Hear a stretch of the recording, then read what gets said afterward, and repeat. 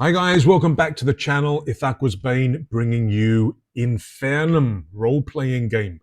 The game about apocalypse. Any apocalypse. All apocalypses. It's really up to you. In the previous video, we did set our game in a sort of modern alternative world where we have empowered. I've called it Infernum, the empowered. The empowered are basically your superheroes and supervillains, pros and negs. And one of the supervillains has opened a rift, sort of a gate to the spirit world, and the spirits are pouring through, invading our world, and they can possess any of the empowered. And the more powerful the superhero or supervillain is, the easier it is for them to be possessed. And again, in the last video, I created my character, Eduardo Ventura Barros. I had to check the name. But yeah, I'm a minor superhero stroke supervillain, kind of like a vigilante, looking out for myself and my community, sort of fighting the law, to sort of look after, I suppose you could say like Robin Hood, vigilante. But yeah, I can shoot necrotic blasts from my hands. What I'm doing is I'm taking the blessing part of the character creation and making the blessing the superpower. Haha, clever. But yes, I am giving a little bit of a nod to the game's origin in that I'm going to be basing the game, or this particular game, in Brazil.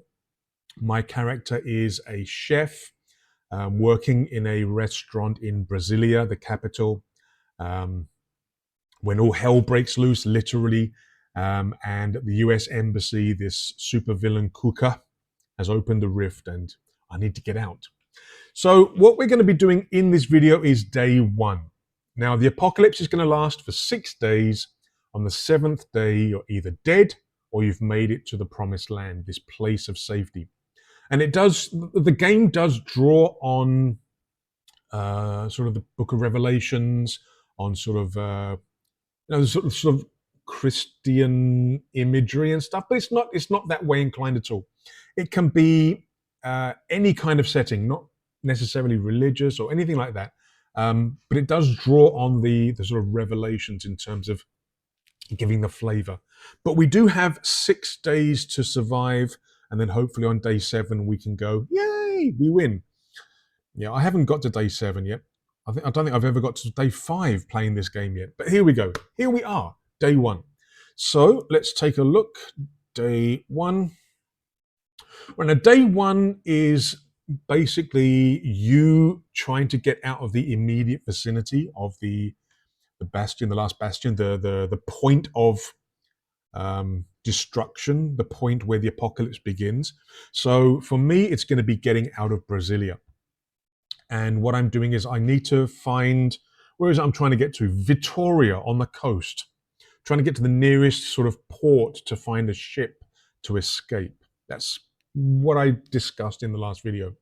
But day 1 is essentially just trying to get out of the immediate vicinity, trying to find somewhere safe. From day 2 onwards, we do have to roll to find out what's happening in the world around us. What is the apocalypse doing in terms of environment, in terms of dangers, in terms of things that we could potentially meet, sort of setting the scene. At the bottom of the page for every one of these days, there are also potential curses. If you happen to really boost up the dooms, like I did in the Assassin's Creed video, yeah, you meet the horseman and you get a curse. Well, the curses are at the bottom here. But yeah, day 2 and then day 3, again, we have to roll to find out what's happening on that day. Now, in this particular game, in this particular playthrough, I will be using at least one of the supplements. For the preview video, I was asked not to cover the supplements, only the basic game, which we've done. But in this playthrough, I will be using at least one of the supplements or the expansions, which will be in the book. Over half the book are these supplements and expansions. And I will be using, where are we going now? This one. I'll be using the Chaos supplement. Now, this particular expansion or supplement is focused on GM-less games, where you don't have a games master or a referee, so solo games and co-op games. And what it is it's a way of helping us to determine what a doom reflects. So it gives us some random examples of what a doom could reflect or what a doom could be. So we can roll here on page 171, I think, to basically roll and find. It's a way of helping us to come up with a situation, a location, what happens. So for dooms, for neutral events, if we meet a NPC, if we meet somebody or something and we want to kind of interact, what do they do? And also prayer board supplications. Yeah. In this game, if you go to churches or mosques or temples, places of worship, this game has it as the in fantasy, what is it? It's like the employment board, the bounty board. And the game basically does this to kind of give you side quests or sort of adventures, not just sort of running away. So again, if you find a place of worship, they may have like a board with things that they need help with, missions and quests and side quests. And again, in this Chaos supplement, it does allow us to kind of get some help in terms of giving us some specific details. What else? If we come across any fallen ones, I will also be using this fallen one generator. This is page 175 or 176. Again, it's a way of randomly generating certain features and aspects of the fallen one that you're going to be meeting.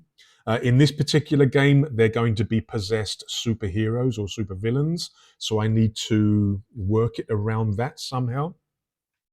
Also, as part of the Chaos supplement, I may also have to use other supplements as well. So yeah, I mean, depending on what I roll when I'm playing the game, there may be situations where I need to use another supplement or an expansion, or maybe using a supplement or an expansion would benefit the game. For example, again, if we go to a place of worship onto their sort of prayer board where they're asking for help, there is a possibility. I don't know whether you can see it. Let's boost up Colossus. Yeah, if I go to a prayer board supplication in terms of looking for jobs or what the place of worship needs help with, if I roll a 6, there is potential for a Colossus. Now the Colossus is actually another expansion. Let's find it, which involves fighting a big boss, a big nasty. This one here, the Colossus. So again, depending on what I roll, depending on what happens, we may end up using more of these supplements. And there are a lot. I think there's like 15 or something. The Lord of Dread supplement is basically introducing things like dungeon crawls. You've got cults, you've got paranoia, you've got monsters, you've all sorts of stuff. But right, enough of the talking. Let's get on with the game, shall we? So once again, thank you for watching. Here is Infernum, the Empowered, Day 1. Right, we are ready to begin the game itself. Day 1. Earthquakes, fire in the sky, fallen ones, demons, devils, in our case, possessed superheroes and supervillains, killing everyone and everything. Now, for our game, we're playing Eduardo Ventura Barros, otherwise known as Death Roach, and yes, the name and the super name were generated randomly online. But yeah, we are going to be playing this Brazilian guy, this sort of, I would say, approaching middle age. I mean, that's the kind of image that I chose when I was doing some AI mucking about. But yes, we're starting on day one. The last bastion has fallen. I'm taking the last bastion as the US Embassy in Brasilia, where Kuka created the rift. Is she still alive? We don't know. We may come across her during our travel, if we survive. But we've basically got to try and search for clues about the promised land and above all, survive. Day one, it's all about getting out of the immediate area. Right, just as a quick refresher, in case you haven't seen the other playthrough, Assassin's Creed. If not, why not? Watch it after this. There are basically 3 ways of rolling the dice in this game. You can roll 1 die when you're using an oracle, when you are trying to seek an answer to a question in terms of yes, no, pass, fail. 1 to 3 is no, 4 to 6 is yes. You can also rate, higher number is better, lower number is worse, kind of thing. You can also affect it. If you think it's more likely to be yes, you can give a +1 to the roll. If you think it's more likely to be a no, you can give a -1 to the roll. You can also roll 2 dice. This is where you need help to describe something, maybe an item, a location. You need some help. So you can roll 2d6 on these tables to generate verbs and nouns combined to create a description. I may also be using something that was just released at the time of recording. This little oracle zine called Random Realities by Cezar Capacle, another Brazilian designer. But this is a bit more detailed. So I may actually use this in addition to the sort of standard INFAERNUM rules. This can actually give me a little bit more specific details if I come across any problems. I'm not going to do a video on this, but I'll put a link down in the description where you can find this. A very useful little tool for solo and co-op gaming, even for GMs. But yeah, I'm going to be using that if this is not sufficient in terms of giving me enough information to generate some ideas. That's 2d6. Also, you can roll 3d6 when you are trying to achieve something, when you're trying to do an action, when you're trying to move the story along. So 3d6 are used to kind of generate what happens. And that is what we're going to actually be starting with. The scene is that I was working in my sort of lower standard restaurant as a chef. Nothing brilliant, no Michelin stars or anything like that. But then all hell broke loose. The restaurant is in Brasilia. It's a fair distance away from the US Embassy, but we all saw the eruption in the sky, the portal opening, the dark clouds, the lightning, all the dark spirits exploding from the rift.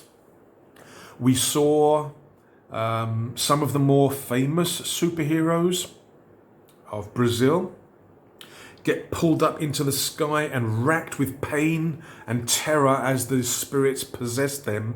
And then these possessed beings, these ex-superheroes, then started to use their powers on the civilian population below. And yeah, basically now everyone's trying to run for their lives.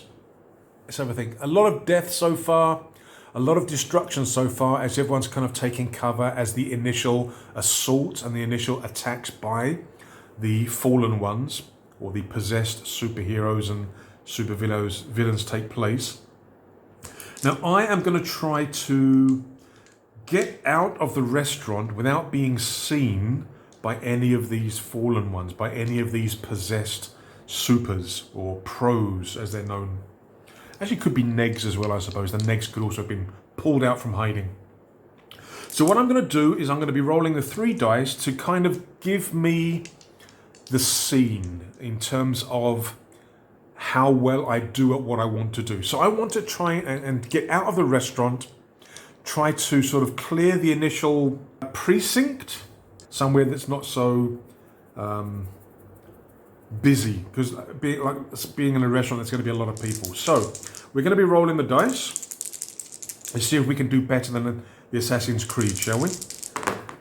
And the answer is yes. Oh, hells yeah. So 2 5s are 2 deeds. We somewhat perform the intended action. So we succeed, and a 6 is a miracle. Now, a miracle is a positive outcome. It can be something spectacular. You kind of really succeed, but you also need a miracle to activate your blessing. Now, at the moment, I'm trying to move through the vicinity of the restaurant, maybe through the kind of shopping area or sort of retail area where a lot of people are. I want to try and get out without being noticed by too many people, and especially the fallen ones. So with 2 successes and a miracle, I think I get out. So I think the first deed could represent me being able to get through the carnage and the screaming people within the restaurant itself and get out onto the street without any problems. I think the second deed will allow me to kind of clear the street, move into the next area, the next district maybe. And the miracle, what should I have for the miracle? Maybe within the restaurant at the time, there was also another empowered that I wasn't aware of. And maybe as I'm escaping, a spirit, one of the spirits actually forces its way into the restaurant, sort of slashing and killing everybody around it, and possesses this other empowered instead of me. So maybe it's a miracle because the spirit sensed empowered in the restaurant, and it was a miracle that there was another person in there apart from me that the spirit took instead. I think that kind of makes sense. Now, I mean, that was a very successful first turn, if I do say so myself. What are we going to do now? Well, now we've gotten out of the sort of general vicinity of the restaurant and the sort of retail area. I think I want to try and look around for some kind of transport. Either a car. I think a motorcycle would probably be better because a car is larger, so it's going to have a lot of trouble getting through tight alleyways, getting where there's like a traffic jam where the cars and trucks and buses are kind of stopped when the apocalypse kind of happens. So I think I'm going to try and look for some kind of transport. Let's see what the dice are going to give me as I look around. And we get, okay, well, the 4 is a deed, which means we do succeed. The 2 and 3 are actually neutral events. So what we can do is we can use the Chaos supplement to give me a little bit of information about what the neutral event represents. Now, I do have 2, so maybe what I'll do is roll once and then embellish it a little bit with the other dice. I don't really want to roll 2 to begin with, I don't think. Right, let's see what happens. So we're rolling, we get a 5. Now that was actually a 2. But we did roll a 5. Something happens related to an element or happening already in the scene. Well, I mean, this could involve the newly possessed super or empowered that was in the restaurant. I think they're probably a neg in terms of being a minor powered. Because again, the way that I've done the setting is that the most powerful are classed as the pros, the heroes. Any sort of powerful villain are kind of normally, hunted and locked up and things like that. So maybe this could relate to that newly possessed super, or the newly possessed empowered doing something. A fallen one. But what exactly are they going to do? So what I'm going to do in this case is I'm going to roll 2d6 using the verb and noun tables and see whether these words can help me. So red, black. What am I talking about? Red, black. We get lose home. Lose home. Maybe they completely destroy the restaurant. I mean, it's not home, so to speak, but it is sort of the place where I work, where I spend a lot of my time. So maybe as their sort of first act as a fallen one, as a possessed being and empowered, maybe their first act is to actually completely destroy the restaurant. Now, how are they going to destroy it? Well, what we can do is come to this. Again, this is going to be in the book, near the back, I think. The Infernal Generator of Fallen Ones. Now, what I'm interested in here is how this new fallen one, this new sort of possessed hero, how they actually destroy the restaurant. I know they're going to destroy it. That's pretty much the neutral event. It's not going to actually affect me. It's something that's happening around me, but not directly affecting me. But I want to know how it destroys. Now, part of this generator to create fallen ones, you've got appearance, challenge rating, and abilities. I think abilities is the only thing I'm interested in at the moment. How do they destroy the building? So what I'm going to do is I'm going to roll a d6. And we're going to see a 1. Okay, had to come soon. Possible servant of pestilence. This fallen one has powers related to nature. It might control the fauna and flora during combats. Its abilities might also be related to healing. Right, the first thing that's coming to my mind is a scene from, is it the second Hellboy movie? Where they summon, or where the sort of elf prince summons that elemental, like a big plant elemental, and it destroys the street. That's the first thing that came to mind when I was sort of reading this. So maybe the empowered that was in the restaurant, the one that got possessed instead of me, maybe their blessing, again, I'm using blessings as supers, maybe their power, their blessing was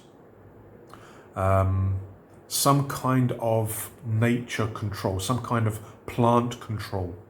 So the restaurant was destroyed by this fallen one, ripping it apart with sort of trees, roots, bloody roots. Another nod to Brazil, Sepultura. But yeah, maybe they summoned all these roots and trees to just completely destroy the restaurant as they sort of floated up out of the rubble, out of the debris, and the restaurant just collapses. All these roots squirming and making their way through all the bricks and the plaster, and everybody who was inside is now crushed and is basically paste. Right, I think that's good. I think that's very good. But we also got a 4, which is a deed, which means we do succeed in finding transport. Now, I have a question, so I'm going to be rolling 1d6. Did I find a car, a truck, or a bike? So, okay. So when you normally have a question like this, you normally do it so that it's a yes or no. So I want a bike, a motorcycle, because I think that's going to be the best at getting me out of here, because it can go into small areas through gaps. So what I'm going to do is I'm going to ask a series of yes/no questions, and the first time I get a yes is when I'm going to stop. So first of all, do I find a motorcycle? Yes or no? We get a 3. No. So now I have to ask another question. Do I find a car? A 3. No. This is going to be a problem because I don't want anything too big, because it's not going to get me very far before I get sort of completely blocked by road jams and stuff. Is it a small truck, like a grocery truck or a delivery truck? Yes. Okay. So we have managed to find a small truck, the truck that normally delivers goods to shops. Maybe it's still running. Maybe the person who was driving it has either run away or has been killed by the fallen ones as they're coming out. But the engine is still running, so I can actually use it. Onwards, onwards, onwards. So now we are going to get into the truck and try and make our way as far as we can before we get blocked in or we can't continue any further with the truck. So we're going to start driving, and we've got to try and go... Oh, I'm trying to visualize the map of Brazil. I think Vitoria is kind of east, maybe... Oh, wait, what's the correct term? East, southeast? Sort of north, east, kind of in that area, that direction from Brasilia. It's down that way.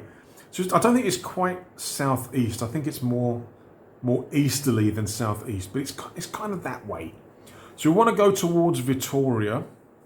Now I did some research on this. It's 19 hours by car to get from Brasilia to Vitoria, which is kind of like the nearest major port, I think, or 12 days walking. So there's I'm not going to be able to get there without transport, because in 6 days or 7 days, game finish. Now I found a truck. Now let's see how far we can get. I'm kind of thinking that if I'm rolling dooms, it means I think it's going to be goodbye to the truck in terms of can't go any further. Let's see what happens. So, should I keep that? It kind of fell out of my hand. Okay, let's play fair. I don't normally allow dice that fall out of my hand. I normally roll them again. So even though it's a miracle, I think I am going to have to roll that again. Oh, am I going to regret this? Yes, I am. Oh, no. This is what I get for being honest and truthful. Double doom. Oh, I forgot my omens. I forgot to roll my omens. Whoopsie. Yeah, at the start of every day, you have to roll a dice to see how many omens you get. And omens can be used to re-roll dice or to reduce the number of dooms. I completely forgot about that. I do apologise. I'm getting excited, wanting to play the game. So, how many dooms have we got today? We've got a 4, so we have a total of 5 omens. Right, can't forget that. That's very important. Now, is that still going to be on camera if I put it there? Yep. Right, now, this is a problem. This is very similar. Well, this is what I've got. Didn't I get exactly this roll during Assassin's Creed? Okay, so I can either reduce by 1 the number of dooms acquired, won't remove any potential torments. Now, this is another thing. In Assassin's Creed, I gave myself way too many torments. I was giving myself a torment for every doom. That's not necessarily the case. I think it says, what does it say here? If it makes sense for the fiction, a doom may impose a torment. So I need to be a bit more generous to my character. Not so many torments. However, this isn't good.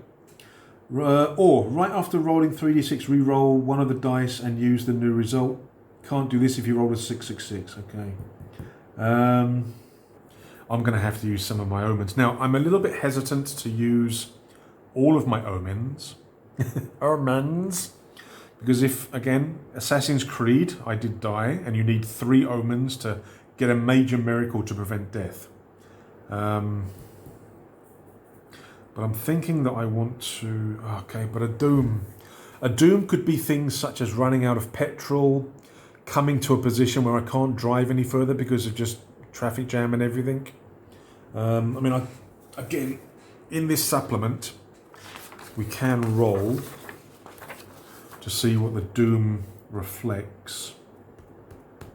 Let's use 1 omen, and I'm going to... Okay. I can re-roll. I could use the omen to just get rid of this, or I can use it to re-roll. If I re-roll, there is a chance it will be a doom again. But the thing is, at the moment, I'm not succeeding. I'm not succeeding in being able to leave this area. If I re-roll this and get a 4, 5, or 6, then I can actually leave the area, but something bad will happen. Oh, decisions, decisions. I think... I think I'm going to re-roll. I'm going to re-roll. Oh, God help me. No! Oh! Do I want to spend another omen? Do I want to spend another omen? Oh, no. I knew it. All right, let's... So we've got 2 dooms, torments. I think if I roll multiple dooms, I think I have to have a torment. And I get a 2. A 2 is a neutral event. Okay, let's see what the neutral event's going to give us.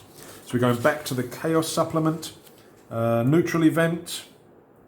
What does it give us? We get a 1. Of course it's a 1. Something that was hidden is revealed in the scene. Maybe there's something hidden in the back. Maybe there's like a dog or something in the back of the truck that I didn't notice when I got in and started driving. That could work, couldn't it? Yes, that could work. Okay, now I can either use the verb or noun tables to come up with some, maybe some helpful words to give me some idea. I mean, I'm thinking the dooms could be the dog in the back of the truck, scaring me to death, giving me a serious of heart palpitation and possibly injury from being attacked. Double doom, so the torment could be like a bite. I think what I'm going to do, just to give us a little bit of variety, I'm not going to use this one this time. What I'm going to do for the neutral event, something that was hidden is revealed in the scene. What I'm going to do is actually use this random realities tool, which was recently released. Now, to do this, like I said, I'm not going to explain exactly how this works. I'll leave a link in the description for where you can find this, but also a video by Cezar explaining about how to use this. Right, what are we going to get? 3, 3. 3, 3 is here. The way light filters into the scene. Okay, the way light filters into the scene. Something that was hidden is revealed. Okay, so a neutral event is something that happens around you but doesn't directly affect you. But maybe when the apocalypse happened, the sky turned dark. We've got all these black clouds and smoke and spirits everywhere taking over the empowered. But maybe as I'm starting to drive the truck through these streets, kind of winding in between the sort of abandoned cars and everything, maybe I see a beam of sunlight managing to break through. There's a gap in the clouds and the darkness, and a beam of sunlight comes through and points the way southeast towards where Victoria would be. I take it as a sign. It's not really, it's a neutral event. It just happens to be in the same direction. So a beam of sunlight comes through and sort of says, there is hope, kind of thing. However, we do have 2 dooms, which I'm thinking is going to be a dog in the background. Possibly. Let's see. I'm going to roll from 1 doom and we'll see what we get. 3. The situation is way worse than it seemed. Situation way worse. Okay, let's roll 2d6 and see if we can get some help. So black, red. We get a 4, 6. Lose.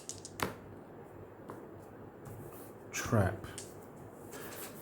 Okay, forget the dog. We're not going to have the dog, I don't think. But maybe there's a trap ahead where there's a lot of spirits kind of waiting for civilians. Not so much civilians, but empowered to kind of make their way this way so that they can easily then move in to possess and then kill all the civilians. So I'm thinking that ahead there's going to be some kind of a trap. And a double doom. A double doom means I've got a pretty decent chance of falling into the trap. So maybe I'm going to have to try and escape the trap. But there's definitely a trap ahead, and I'm in really bad. I'm in a really bad situation. Should I do a challenge? I think I'm going to do a challenge. So I'm going to do a challenge to try to escape the trap so that I don't get possessed. They're scaring the civilians as they pass through, but maybe they don't have the ability to actually hurt civilians until they take possession of a human body, an empowered body. Scaring the civilians. Have they...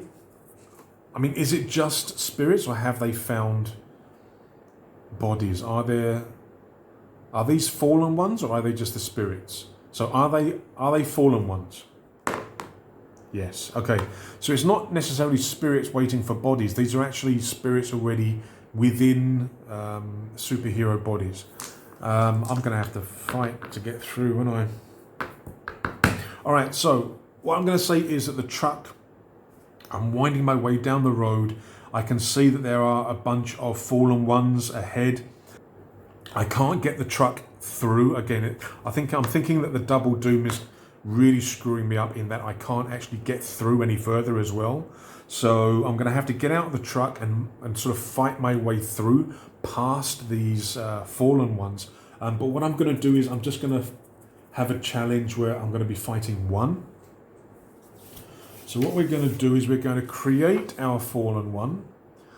Now normally fallen ones have a challenge of D6. Using the generator, it can be up to 3d6. I think I'm going to take it easy for day one. We're just going to have a challenge of d6 as normal, but we'll roll for the rest. So, appearance, we get a 4, bestial. So this fallen one, this spirit has taken possession of a super 1 to 3 hero. Yep, a superhero that has a bestial sort of appearance.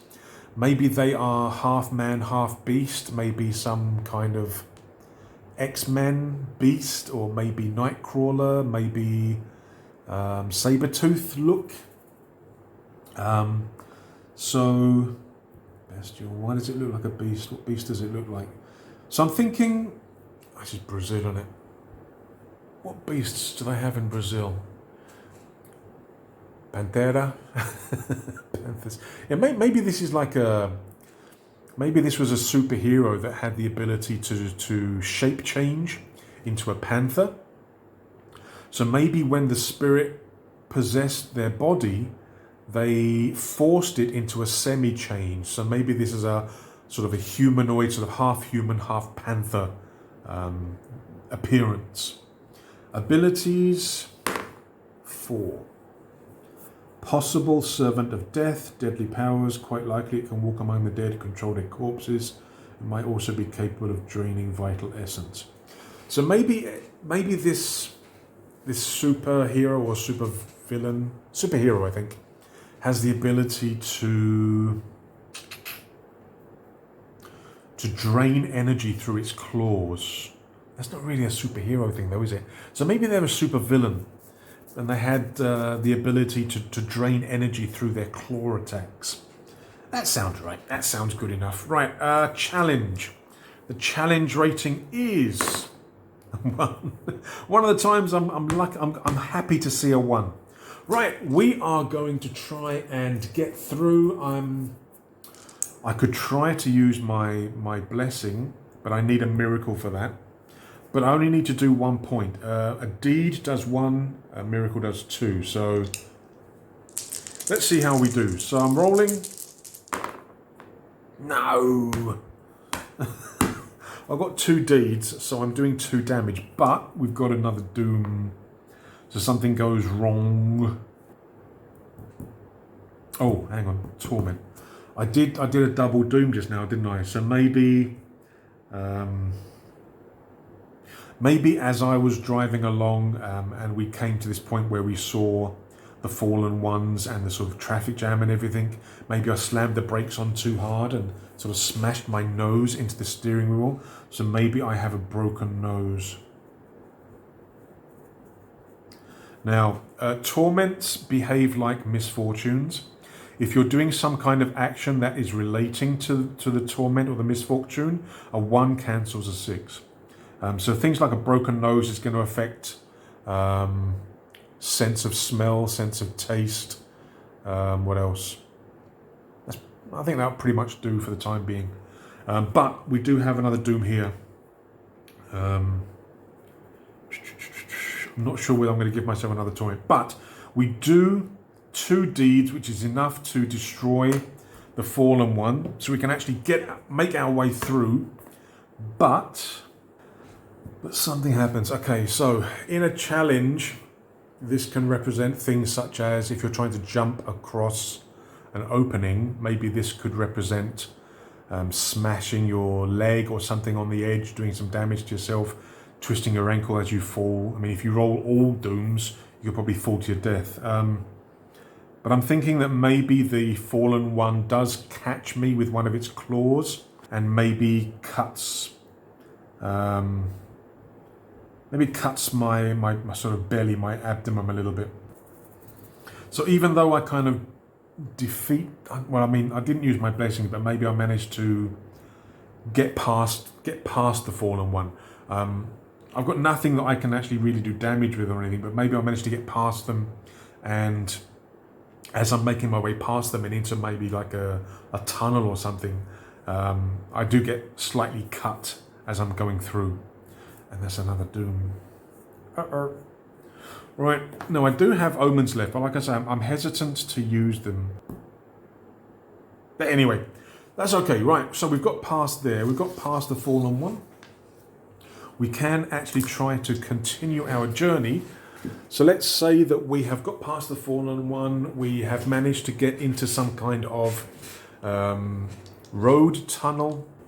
Right, so I'm going to keep on moving through. Now, I do actually want to try and possibly heal myself. Now, you can use a deed to ease a torment, or you can use a miracle to heal it. So what I'm going to do is I'm going to continue to the end of this small tunnel, get to the end, and then hopefully, as long as it's clear, I will try to heal myself. So let's roll and see what happens. Come on. 2 neutral, 1 doom. So I don't succeed. I can't do anything. So I need to re-roll, I think, don't I? So 4 down to 3. Well, I'm going to re-roll this one. I need a 4+. Oh, hells yeah. Okay, great. But I've only got 3 omens left. So maybe neutral events. I'll do those afterwards. So I'm going to use the miracle to fix... Which one? Broken nose or cut midsection? I think the cut midsection is probably more important. So I'm going to use the miracle here. So we get to the end of the tunnel. We get out of the tunnel. It is clear, and I just sort of hide around the corner behind a bush and kind of bandage my midsection a little bit. Use some leaves, some large leaves or whatever to kind of to patch up and to stop the bleeding. So I'm going to use the miracle to get rid of the cut midsection. What about the 2 neutral events? Let us roll and see. Again, what I'm going to do is not roll twice, but I'm going to roll 1 and see how it can affect both. Right, so we're rolling for neutral event. We get a 3. Something in the environment calls your attention. What is it? Does it have any importance? I think I'm going to roll. Let's see if I can get some words to help me figure out what this is. So, black, red. We get 1, 2, judge. Way. Maybe as I'm sort of patching myself up, I noticed that the road ahead splits into 2 different directions, and I'm kind of looking at which way to go. That's how I'm thinking in terms of the judge and the way. So I'm trying to think in terms of which way to go. Maybe I notice somebody familiar, somebody that I think I know, running down one of the possible roads, and that kind of makes me decide to go that way. Because I mean, both, I think coming this way is, I'm going in the direction of the coast towards Victoria, and the roads don't divert so much that they're taking me in a different direction. They're both kind of going in that sort of direction, but I'm thinking that I'm going to follow the route where I think I saw somebody that I recognize, and I'm thinking that that's the neutral event, this judge and way, a way to judge which way to go. Way, yeah, it kind of makes sense. I think that kind of makes sense. So we've managed to get rid of one of our torments. We do have 3 dooms, and we are on our way again. So now we're going to follow the path where we think we noticed someone that we recognized. Don't know for sure, but it's possible. But I've judged that as being a sign that should be the way that we're going. So we're going to continue down that way. I think I'll just do a couple more, and then we'll call it a day for this session. A day. In this game, basically a day is supposed to reflect 1 session of gameplay. So I don't want these to be too long. So we're going to continue on our way down that journey following. There's not a lot of people, but maybe I think I recognize somebody. So we're going to continue down there. Oh, come on, really? Well, we got a deed, we got a neutral, and we got a doom. Now I can use another omen. I can use another omen to get rid of that or re-roll that. I don't need to re-roll it because I got a deed. So I think I'm going to use an omen. Now this is risky because if I do that, I can't save myself from the 666. But I think I'm going to reduce the number of dooms. I don't think I'm going to give myself a torment, to be honest. I don't think anything is happening that could justify that. But we do continue on our journey. Nothing really happens. If I'd have rolled a miracle, I think I would have found another vehicle. But the 2 is a neutral event, so let's roll and see what it is this time. We get a 4. The scene is changed by some new happening or element. What is it? What is it? Now, should I use... I mean, I could use the 2d6 roll again to get a couple of words to help me come up with an idea. Or I could use the random realities again. I think I'll use the random realities. Now, I'm going to be looking at... What does it say? The scene is changed by some new happening or element. So, what kind of thing would that be? Location... Scene, okay, scene probably. Activity, scene activity. Something in the environment, oh no, sorry. The scene is changed by some new happening or element. Could be detail again. Senses. Activity, development. Oh. The scene is changed by some new happening or element. That could be development. So I'm going to be looking for element. We get 1, 3. 1, 3. Right. Development. A distant event foreshadows an upcoming challenge.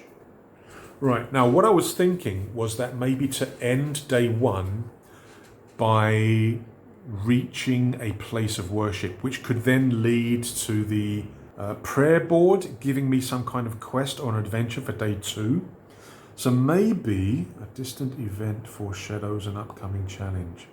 Maybe ahead I can see thunderclouds, a lot of lightning striking pretty much the same area, and I can just glimpse the outline of a church or maybe a monastery in the distance where all this sort of lightning and thunderclouds above it is happening. So maybe that's kind of foreshadowing where I'm going to be starting day 2. That could make sense. Okay, good. Good. And we succeeded. So we carried on with our journey without any other interruptions or any other problems. Great. Now, I'm going to do one more in terms of maybe the final part of our journey for today, trying to reach the church or the monastery. Let's make it a church.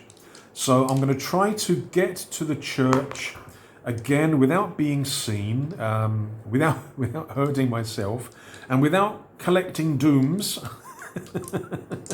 It's a shame that dooms don't reset at the end of every day. Such a shame.